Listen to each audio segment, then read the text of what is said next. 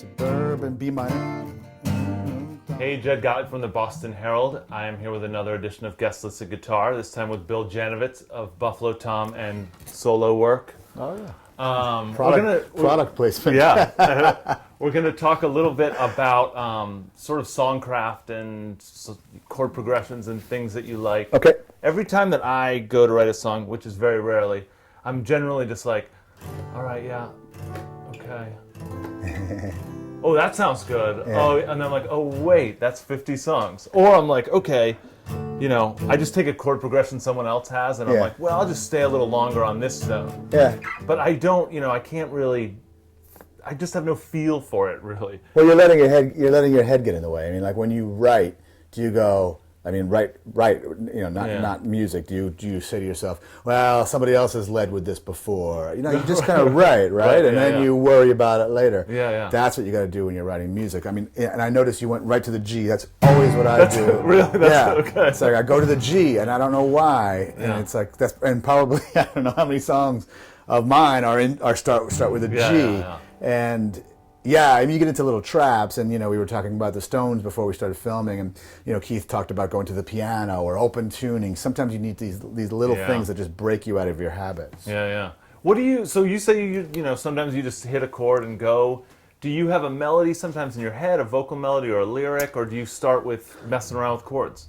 It's usually, over the years, it's been like, I don't know what percentage, but mostly starting with chords and just strumming until I hit something, and then a melody might pop into my head, and I take out a little voice memo or whatever the technology of the day was, right. And I start, vocalizing some sort of melody. Sometimes, though, I'm riding my bike or I'm walking and a melody pops into my head, and that's happened to me since I'm a little kid, before I even could play guitar. Yeah. I always have these like melodies in my head, which sometimes are just variations of popular songs that you hear, and all of a sudden your head takes you somewhere else. Yeah.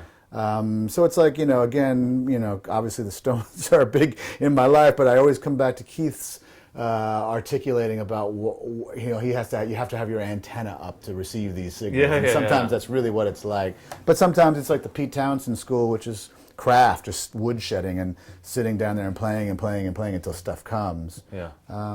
But for me, I didn't even get a capo until our third record or so. I mean, I think I had a capo, but so much of our stuff, Buffalo Tom, since we were a trio, and it's kind of the way I learned guitar, was a lot of open chords. I mean, of course, I knew all the most of the bar chords, I guess. But that sounds a lot different than this. Yeah. That kind of mutes it, and this rings out a lot more, and you could transition the chords, but when you're transitioning the chords, it stops with a bar. So once I just started, even, most people that were using capos back then, not that I'm a pioneer or anything, but they were mostly for acoustic and folk type songs, But then I started, Buffalo Tom was always big and distorted back in those days.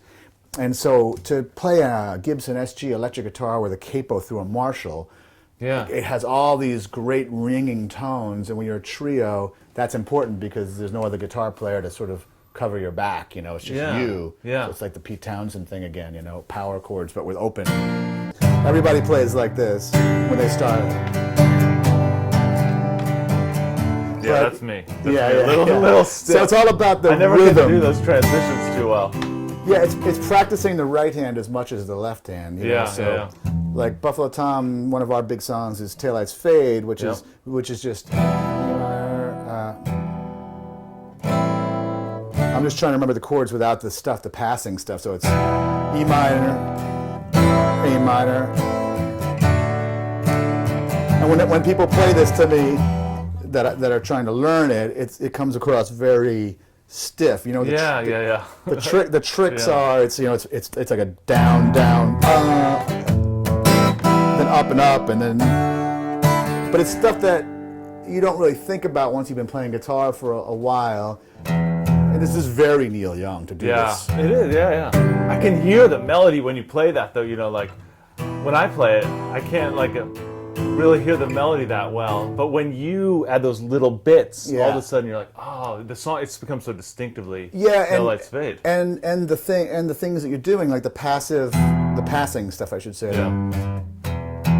I mean, I might have had this stuff first, but you can, like you said, triggers the melody in your head. I mean, for you know the melody, but when you're trying to come up with a melody, because all that stuff is within the scale of the song you're playing. So before I let you go, I want to hear a little bit of Long Island and a little bit about that progression. Oh, sure. Because that is so simple, but the arrangement on the album makes it so big, and it's just a cool. Right. Cool so, thing. and again, it's about the arrangement. It's what you do with those chords. So yeah, this was actually a song I wrote and recorded solo acoustic for Up Here is the name of the record. Yeah. So it was just me and a guitar basically.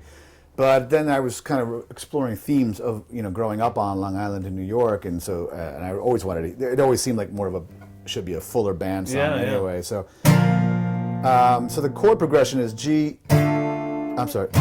So it opens with G, D, E minor, C, and then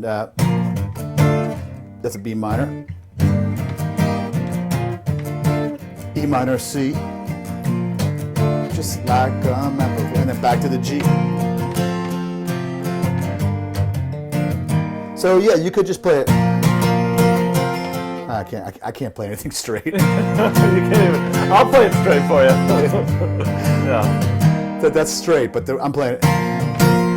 It's actually similar to that Porch Light stuff. A lot of hammering stuff off and on. So that's very similar to Porch Light in its sex. So you got up and disappear.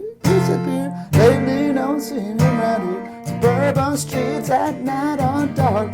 Bedroom town ain't got no heart. Rolled up the streets just like the map of Long Island. Daily times, daily bread, disappeared right out of bed. Suburban streets at night are dark. Bedroom town, and I play it slower on the record. Yeah. Rolled up the streets just like the map of Long Island. But it deep down in your heart. So I throw in an F in there for the chorus.